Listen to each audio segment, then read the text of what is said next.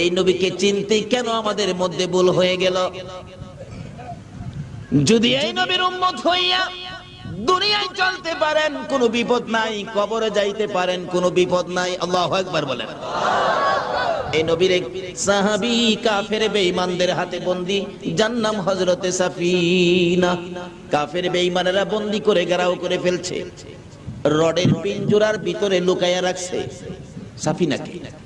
আর কিছু দুই একটা গ্রামের পরেই মুসলমানদের সেনারা আইসা গেছে।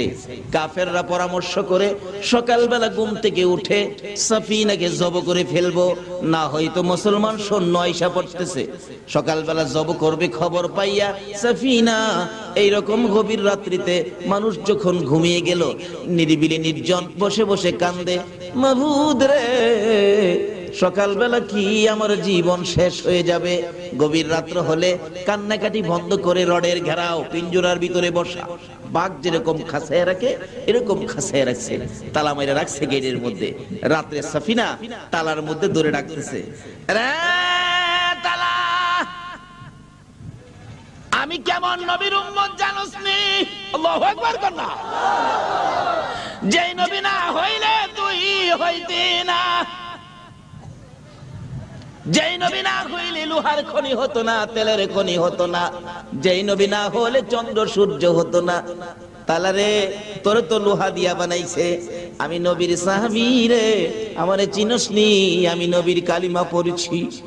তালারে আমি নবীর উম্মত হইয়া নবীর সাহাবী হইয়া আমি তোকে বলতেছি, অনুরোধ করতেছি, তালা তুই খুইলা যা, চাবি সারা তালা তুই খুইলা যা। এই কথা বলতে দেরি, লোহার তালা খুলতে দেরি হলো না। আল্লাহু আকবার, নারায়ে তাকবীর, আল্লাহু আকবার, নারায়ে সালাত, ইয়া রাসূলুল্লাহ। মাওলানা তুবাইজুল সাহেব জিন্দাবাদ, মাওলানা তুবাইজুল সাহেব জিন্দাবাদ, জিন্দাবাদ। তালা খুইলা যা রে। সঙ্গে সঙ্গে তালা খুলে গেট খুলে গেল। গেটের ভিতর থেকে বাহির হইয়া আস্তে করে সামনে বাড়ে আর ডাকে, দয়ার নবী, মায়ার নবী গো, আপনি নবী আমার জীবন। কয়রা কয়রা দি, দয়ার নবী, মায়ার নবী গো, আপনি নবী আমার। এইভাবে সাফিনা গভীর রাত্রে নবীর নাম জপতে জপতে পিঞ্জরার ভিতর থেকে বাহির হইয়া যখন মরুভূমির পথ দিয়ে রওনা করলেন, পাহাড়ের পর পাহাড়, হঠাৎ দেখে মিটি মিটি চাঁদনি জ্বলতেছে। হঠাৎ দেখে একটা পাহাড়ের মধ্যে একটা ভাগ তার দিকে পজিশন নিতেছে, ধরে খাবে, লেজ লাড়াইতেছে, পজিশন নিতেছে, খাপ করতেছে। এমন সময় চোখে পড়ে গেল সামনে বাঘ, আর একটা চিৎকার মারছে, জংলার বাঘ রে, আমি আখিরি নবীর উম্মত, যেই নবী না হইলে তুই হতি না, যেই নবী না হইলে আকাশ জমিন হইতো না। বলুন এগুলি কার জন্য সৃষ্টি হয়েছে? এই নবী কি কার নবী? এই নবী যদি আমাদের নবী হয়, আমরাই তো থাকবো সবাই টপে, কিন্তু আজকে আমরা গেলাম সকলের পায়ের নিচে।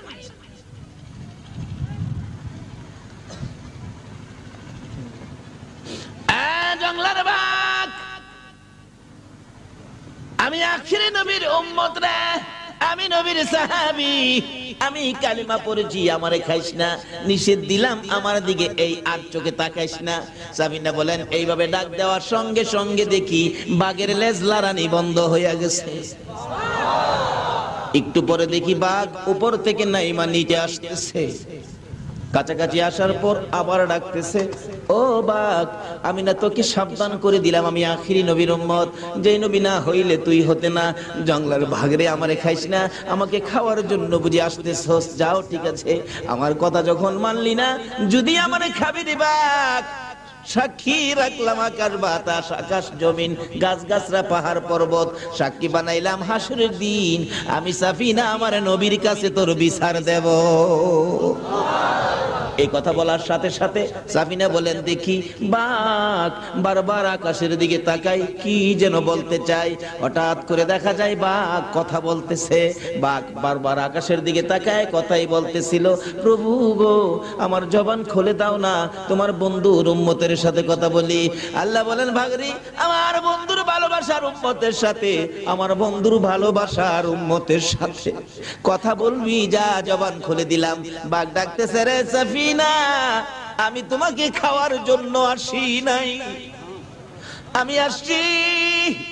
কে যেন আমার ডেকে ডেকে বলেন, জঙ্গলার বাঘ রে, আমার বন্ধুর উম্মতের পিঠে করে ওই জায়গায় পৌঁছাইয়া দিয়া। আজকে সেই নবীকে চিনলাম না, সেই নবীর উম্মত কিভাবে হওয়া যায় বুঝলাম না। বাবারা ভাইয়েরা, আসুন, এই নবীর উম্মত না হইয়া এই জগৎ ছাইরেন না, সাদা কাফন গায়ে দিয়েন না। কি যে ইজ্জত এই নবীর উম্মতের। আজকে নবী চিনলাম না, যার ওসিলায় আমার আল্লাহ এত কিছু করেছেন। কেন চিনেন না? নবীর জীবনী খুলুন।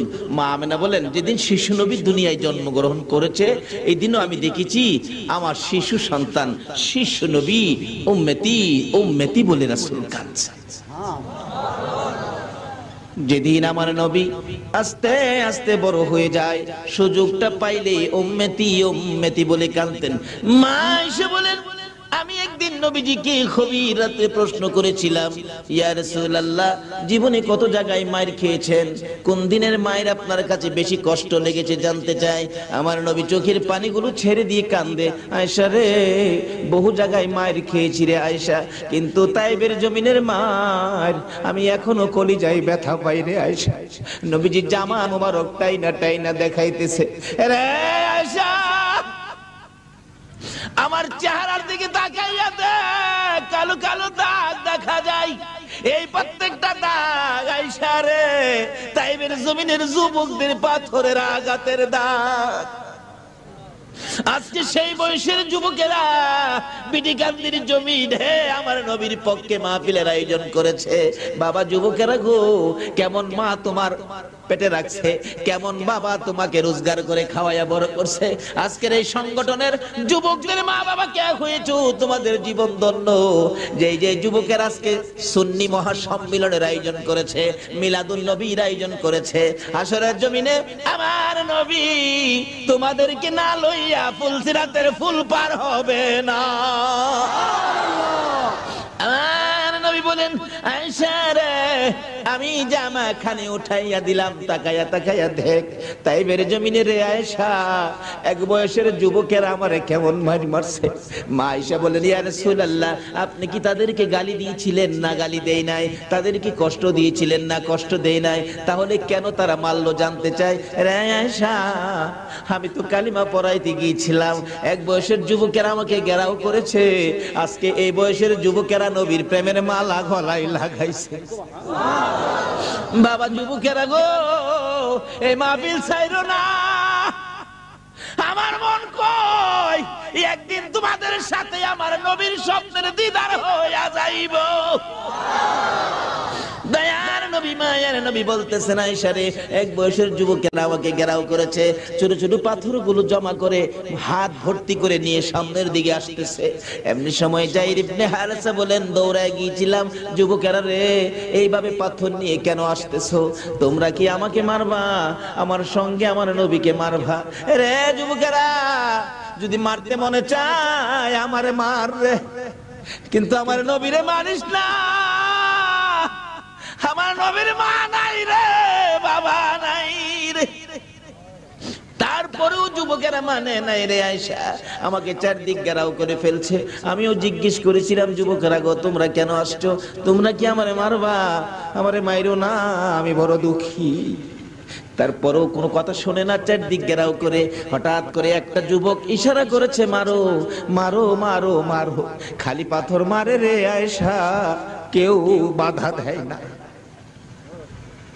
এইভাবে মারতে মারতে একবার নয়, দুইবার নয় রে আয়েশা, আমাকে 3 বার করে বেহুশ করেছে। রে ওই পাথরের আঘাতের দাগগুলো আমার চেহারায় দেখা যায়।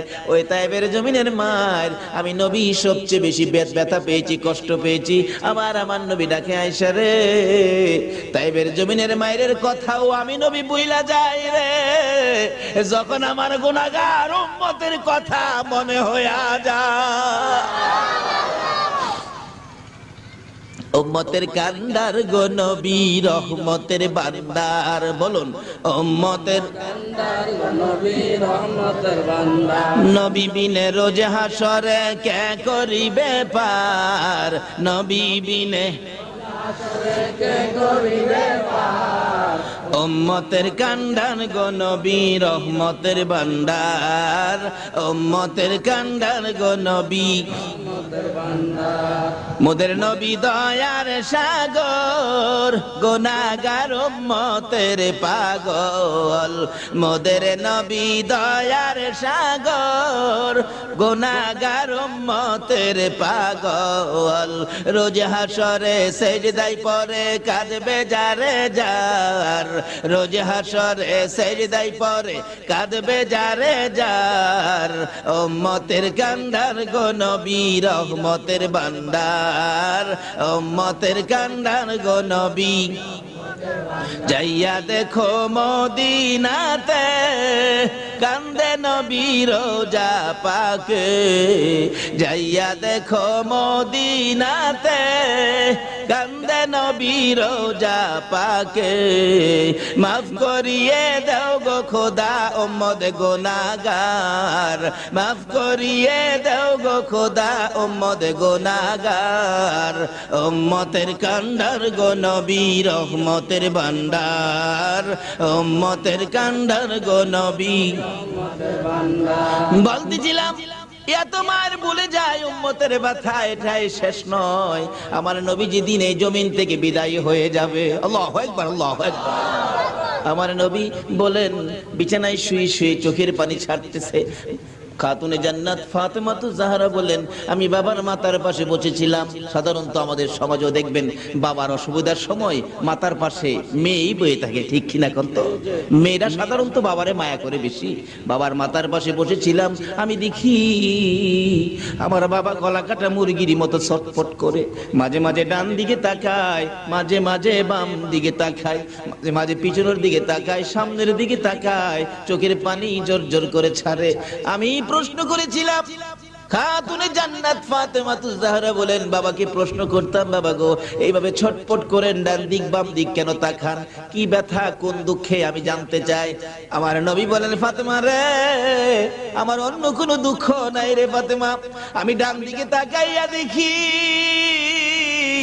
আমার এতিম উম্মতেরা দাঁড়াইয়া রইছে, বাম দিকে তাকাইয়া দেখি আমার গুনাহগার উম্মতরা রে এতিমের মতো দাঁড়াইয়া রইছে। যেদিকে তাকায় আমার সমস্ত পৃথিবীর উম্মতদেরকে দেখা যায়। আমি নবী ছটফট করি রে, এই গুনাহগার উম্মত ফালাইয়া আমি নবী কই যাইবো রে। ফাতেমা আমি আমার উম্মত ফালাইয়া যাইতে রে, এই ব্যথায় আমি গলা কাটা মুরগির মতো ছটফট করি। বলুন এই নবীকে চিনা আমাদের দরকার আছে কিনা? ফাতেমা বলেন বাবাকে এইভাবে ছটফট করতে দেখেছি। তারপরেও হযরতে আজরাইল আলাইহিস সালাতু ওয়াস সালাম যখন এসে গেছেন, এমন সময় ডাকতেছে, ও আজরাইল একটু দাঁড়া রে, আমার ভাই জিবরাইল আসো। জিবরাইল আইসা গেছে আমার নবীর সামনে। হযরতে জিবরাইল ডেকে ডেকে বলতেছেন আল্লাহর বন্ধু এইভাবে কেন কাঁদেন? জিবরাইল রে, আমি নবী চলে গেলে রে আমার উম্মতের কি উপায় হবে রে? আমার আল্লাহ বলেন জিবরাইল বলে দে, প্রথম নাম্বারে আমার বন্ধুর কথা বলে দে। আমার বন্ধুর দাফন আমি আমার আরশের ডান পাশে করব, এই জমিনে রাখবো না। দ্বিতীয় নাম্বারে বলে দে আমি আমার বন্ধুর চোখের পানি দেখে আমার মায়া হয়েছে, আমি আমার বন্ধুর উম্মতের মাফ করে দিব। এবার জিবরাইল ঘোষণা দেওয়ার পরও আমার নবী কান্দে। ও জিবরাইল একটা ব্যথা আরো এখন বাইরে গেছে। কি ব্যথা? আরে জিবরাইল আমার দাফন কি আল্লাহর আরশের ডান পাশে হবে? হ জিবরাইল রে, আমি যদি আল্লাহর আরশের ডান পাশে থাকি রে, আমার উম্মতেরা কই থাকবে? আমার নবী বলেন আমার উম্মতেরা কই থাকবে? জিবরাইল বলেন এই জমিনের মধ্যে থাকবে। আমার নবী বলেন জিবরাইল রে, আমি আরশের ডান পাশে থাকবো, উম্মত এই জমিনে থাকবো। না রে না, এই কথা এই দাবি আমি রাখবো না। আমার পক্ষ থেকে একটা দাবি তুলে ধরো, আমার উম্মতেরা যদি এই জমিনে থাকে রে, আমি নবী আরশে যাব না, আমি আমার উম্মতের পাশে সেই জায়গায় শুয়ে থাকবো। বলুন নবী এখনো উম্মতের পাশে মদিনায় শুয়ে আছে কিনা? এই নবীকে চিনা দরকার আছে কিনা? জিবরাইল বলেন ইয়া রাসূলুল্লাহ, একটা প্রশ্ন আমি করতে চাই। কি প্রশ্ন করবি? এত বড় সুন্দর প্রস্তাব পাইলেন, আল্লাহর আরশে থাকবেন, কেন জমিনে নিয়ে আসতে চান? কেন জমিনে থাকতে চান? রে জিবরাইল, একটা দুঃখে আমি জমিনে থাকবো রে। জমিনের মধ্যে দেখেছি মুরগি যখন বাচ্চা দেয় রে জিবরাইল, বাচ্চাগুলো লইয়া ঘুরে, আকাশে যদি কোনো চিলকাক উড়ে বিপদের জন্য বিপদের অবস্থা দেখে, মা মুরগটা দুইটা পাখা বাড়াইয়া দেয়, বাচ্চাগুলো মার পাখার নিচে আশ্রয় নেয়। আমি নবী মদিনায় শুই পড়ে জিবরাইল, আমার উম্মতের কোনো বিপদ থাকলে রে মদিনার থেকে দুইটা হাত বাড়াইয়া দিব। আমি আমার সকল উম্মতের আমি আমার দুইটা হাতের মধ্যে ঢুকাইয়া শান্তির সামিয়ানা উড়াইয়া দিব। এই নবীকে চিনা দরকার আছে কিনা? আসুন যদি চিনতে পারি, কোন বিপদ এই দেশেও নয়, কবরেও নয়, হাসর মিজান ফুলসিরাতে কোথাও কোনো বিপদ থাকবে না যদি পরিচয় দিতে পারি আমরা আখেরি নবীর উম্মত। আজকে বাস্তবে আসুন, যদি আপনাদের রাস্তার মধ্যে রাত্রের 12টায় আমাকে পুলিশে ধরে, আর আমি যদি বলি মন্ত্রী সাহেবের বাড়িতে যাব, রাজাউল করিম মন্ত্রী সাহেব আমার অত্যন্ত বন্ধু মানুষ, বলুন পুলিশ আর কিছু করতে সাহস পাবে? খালি জিজ্ঞেস করবে কেমনে চিনেন? যদি আমি পরিচয়টা ঠিকভাবে দিতে পারি, তাহলে প্রয়োজনে পুলিশ আমারে মন্ত্রী সাহেবের বাড়িতে নিয়ে আসবে না। এটা সাধারণভাবে বুঝাইলাম। আর যার উসিলায় কুল খায়নাত এই নবীর উম্মতের পরিচয় যদি কিছুটা আমাদের মধ্যে থাকে, হাসরের দিন ফেরেশতারা বলবে আসেন আমরা জান্নাতে দিয়ে আসি। জান্নাতের মালিক তো হলেন নিশ্চিত আপনারা জান্নাতি। কেন? এই জান্নাতের টিকিট রোজগার করেছে মায়ের খেয়ে, রক্ত দিয়ে, না খেয়ে পেটে পাথর বেঁধে, মায়ের দেশ বাবার দেশ মক্কা ছেড়ে মদিনায় হিজরত করে এই জান্নাতের টিকিট আমাদেরকে কে দিয়ে গেলেন বলুন তো? আজকে কালিমা আছে কিন্তু নবী নাই। কি বলেন? কালিমা আছে নবী নাই, কালিমা আছে পর্দা নাই, কালিমা আছে হালাল খাবার নাই, কালিমা আছে নামাজ নাই। অথচ কালিমাটা কত দামি! কালিমাওয়ালার জীবনী খুলুন। হযরত আবু বকর সিদ্দিক রাদিয়াল্লাহু তাআলা যেদিন কালিমার মালা গলায় নিয়েছে, আল্লাহু আকবার বলুন, এদিন আর নিজের ইচ্ছাই কোনো কাজ আবু বকর করে না। কালিমা যা বলে, কালিমার ভিতরে যা নির্দেশ সেটাই মানে। আবু বকর কালিমা পড়ার পর কিভাবে আবু বকর নিজেকে পরিচালনা করেছেন, আবু বকর কালিমা পড়ার পর কালিমার সাথে সম্পর্ক কত গভীর। একদিন আবু বকর মা আয়েশা সিদ্দিকাকে জিজ্ঞেস করেন, আয়েশা তোমাকে অল্প বয়সে নবীজির কাছে বিবাহ দিছি, অল্প বয়সে, তুমি কি জানো তোমারে কেন বিবাহ দিছি? মা আয়েশা বলেন, বাবা গো আমি তো জানি না। আবু বকর বলেন, আয়েশা রে অল্প বয়সে তোমাকে নবীর কাছে বিবাহ দিয়েছি। অল্প বয়সের রাসূলের কাছে বিবাহ দেওয়ার কারণ হলো আমি আবু বকর জান্নাতে যেতে চাই। আল্লাহু আকবার। যেহেতু কালিমা পড়েছি, জান্নাতের টিকিট পেয়েছি, আমি জান্নাতে যেতে চাই। হাসরের দিন যদি জান্নাতে যাওয়ার সকল আমল যদি আমার বরবাদ হয়ে যায়, কোন আমল যদি আল্লাহর কাছে গ্রহণযোগ্য না হয়, কোন আমলের বিনিময়ে যদি আমি আবু বকর জান্নাতে যাইতে না পারি রে আয়েশা, সর্বশেষে আমি তোমাকে নিয়ে আল্লাহর আরশের কিনারে যাব। প্রভু গো, আমার এই মেয়েটাকে অল্প বয়সে তোমার বন্ধুর কাছে বিবাহ দিয়েছি, তোমার বন্ধুর কাছে অল্প বয়সে মেয়েটাকে বিবাহ দেওয়ার কারণে আমি আবু বকরকে জান্নাত দিয়ে দাও। জোরে জোরে কারো সুবহানাল্লাহ। শুধু এটাই নয়, আবু বকর কালিমা নিয়ে কত কষ্ট করেছেন। যেদিন আবু বকর এই জান্নাতের টিকেট কালিমাটা লইয়া সর্বপ্রথম যখন বাড়িতে ঢুকলেন, রাত্র তখন গভীর। আবু বকরের মা বলেন, আবু বকর তুমি তো জীবনে কোনোদিন এত রাত্র করো নাই, আজকে তোমার এত রাত্র হলো, কারণটা কি? আবু বকর বলেন, মা আমি আখিরি নবীর কাছ থেকে জান্নাতের টিকিট আনছি, আমি জান্নাতে যাব। তোমাকেও কিভাবে জান্নাতে নেওয়া যায় আমি এই চিন্তাও করতেছি। আবু বকরের মা বলেন, আবু বকর তাহলে কি তুমি বাপ দাদার ধর্ম ছেড়ে দিয়েছো? মা বাপ দাদার ধর্মে তো কিছু নাই, তুমি কি মুহাম্মদের পক্ষে গেছো? মা এটাই তো আল্লাহর পক্ষ। কি বললেন? আমাদের নবীর পক্ষটাই কার পক্ষ? আজকে এই নবীর পক্ষ বিশ্বের মুসলমান ছেড়ে দেওয়ার কারণে বিজাতিদের হাতে আজকে মার। ও তুমি জানতাম জ্ঞানী, আজকে বুঝলাম তুমি অজ্ঞানী, দাঁড়াও তোমাকে শাস্তি করতেছি। মা দুই হাতে থাপ্পড় শুরু করলেন। কিতাব লেখে, আবু বকরের জীবনী লেখে, মা যত মারে আবু বকর ততই হাসে। মা বলেন, দাঁড়াও, আমার মায়েরে তোমার শাস্তি হয় না। পুরুষদেরকে ডাকলেন, মারতেছে, হাসে, খুব মারতেছে রাত্রের বেলা। এমনকি কিতাব লেখে, মারতে মারতে আবু বকরের সকল শরীরের মধ্যে রক্ত জমাট হয়ে গেছে, এমনকি নাকে দিয়ে মুখে দিয়ে রক্ত বাহির হয়ে গেছে। জ্ঞানহারা হয়ে গেলেন আবু বকর। আবু বকরের মা বলেন, তোমরা কারা গো? আমার আবু বকরকে আর মেরো না, যদি জ্ঞান থাকে জীবনে আর কালিমা পড়বে না। জ্ঞান হারা হয়ে গেছে আবু বকর, মা মাথায় পানি দেয়, জ্ঞান ফিরে না। রাত্র শেষ হয়ে গেছে, জ্ঞান ফিরে না। সকালবেলা বহু সময় পর মা ডাকতেছে, এরে আবু বকর এত মার খাইলি, জ্ঞান ফিরে না, আর কি জীবনে কালিমাটা পড়বি? একটু পরে দেখা যায় আবু বকর দুইটা চোখ খুলে মার দিকে তাকাইলেন। মা সঙ্গে সঙ্গে এক গ্লাস পানি নিয়ে আবু বকরের কাছে গেলেন। আবু বকর সারা রাত মার খেয়েছো, কলিজাটা বুঝি শুকাইয়া গেছে রে বাবা। আবু বকর আমি এক গ্লাস পানি আনলাম, পানিটা খাও না বাবা, পানিটা খাও।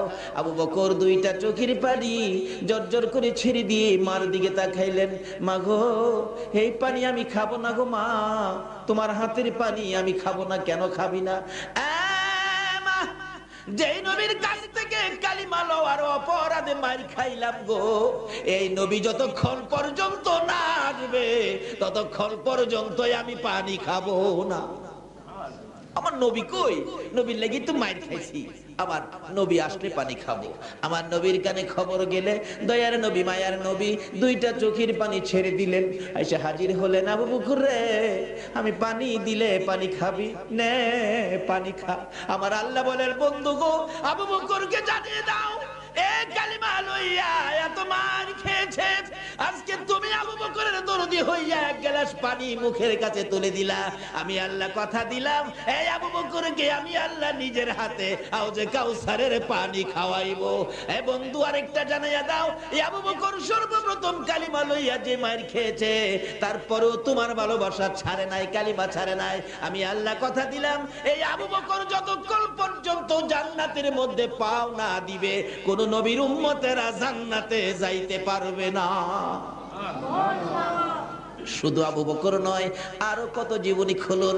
হযরতে বেলাল হাবশী রাদিয়াল্লাহু তাআলা আনহু, তারা এই কালিমা পাইয়া কষ্ট করেছে, মার খেয়েছে, কালিমা ছাড়ে নাই। কালিমা যা করার কথা তাই তারা করেছে। এমন কি কালিমা লইয়া এত কষ্ট করার পরেও কালিমা যখন ছাড়ে নাই, সেই রকম 10 জন কালিমাওয়ালার জন্য আমার আল্লাহ দুনিয়ার মধ্যে জান্নাতের টিকেট পাঠাইয়া দিছে, স্পেশাল টিকেট পাঠাইছে। বলুন, যে নবীর জন্য আল্লাহ সবকিছু বানাইছে, এই নবীর উম্মতেরা যারা এই কালিমা নিয়ে কষ্ট করেছে, তাদের জন্য আমার আল্লাহ 10টা টিকেট স্পেশাল ব্যবস্থা করেছে। বলুন তো জান্নাতে আরো সুন্দর ব্যবস্থা হবে কিনা? এই দেশ যখন ছাড়তে হবে, কি বলেন, ছাড়তে হবে না? লন এটা কনফার্ম করে লাই কিভাবে করবেন। এবার আবু বকর কষ্ট করে কনফার্ম করেছেন। আবু বকরের মতো আরেকজন যার নাম বেলাল হাবশি, আপনারা বেলাল হাবশির জীবনী শুনেছেন, কত কষ্ট করেছেন। যেদিন কালিমাটা পড়ছে বেলাল কয় হাই হাই এত মজার জিনিস কালিমা, আজকে কালিমা যাদের কাছে মজা তারাই তো আজকে মাহফিলে বসেছে, আরামের বিছনা হারাম করে দিয়েছে, সুখ শান্তি বন্ধ করে দিয়েছে। আর কালিমার মজা ভুলতে পারে না বিদায় আজকে কালিমা নিয়ে এখানে। যেই কালিমাই জান্নাতের বাগানে আনতে পারে নিশ্চিত হন এই কালিমাই আপনাকে জান্নাতে নিতে পারে, এতে কোনো সন্দেহ নাই। মরতে যখন হবে জাহান্নামী হবেন না, জান্নাতি কিভাবে হবেন এই জায়গাগুলি খোঁজ করেন। তাই বলতেছিলাম এবার দয়ার নবী মায়ার নবীর এই কালিমা আওয়াজ পালেন হযরত বেলাল হাবশি, কবুল করলেন বেলাল কালিমা। কিন্তু উমাইয়া ইবনে খালফ তার মনিব, তার মহাজন, তার মালিক, কিন্তু উমাইয়া ইবনে খালফ সহ্য করতে পারে না। কি বাপ দাদার ধর্ম ছেড়ে দিয়ে তুমি এই মুহাম্মদের কালিমা পড়ছো? বেলাল নিষেধ দিলাম কালকে রাতে না শুনি, কিন্তু কালিমা যারা পড়ছে তারা কি কারণ নিষেধে বন্ধ করতে পারে? কিন্তু থামে তো না। অবশেষে বললেন তোমাকে একদিনের সময় দিলাম, থামে না। অবশেষে কিছু শাসন করলেন, থামে না। তারপরে একটু কঠোর হস্তে কিছু মারামারি করলেন, সমস্ত শরীর ক্ষত বিক্ষত, তারপরেও ছাড়ে না। তারপরে উমাইয়া ইবনে খালফ বলেন শারীরিক আঘাতে, শারীরিক নির্যাতনে মুখের কালিমাটা বন্ধ করতে পারি না, তার মুখের উপর আক্রমণ করতে হবে। অবশেষে ওই উমাইয়া ইবনে খালফ জ্বলন্ত আগুন করে বেলালের মুখের ভিতরে ঢুকায় দিয়েছে।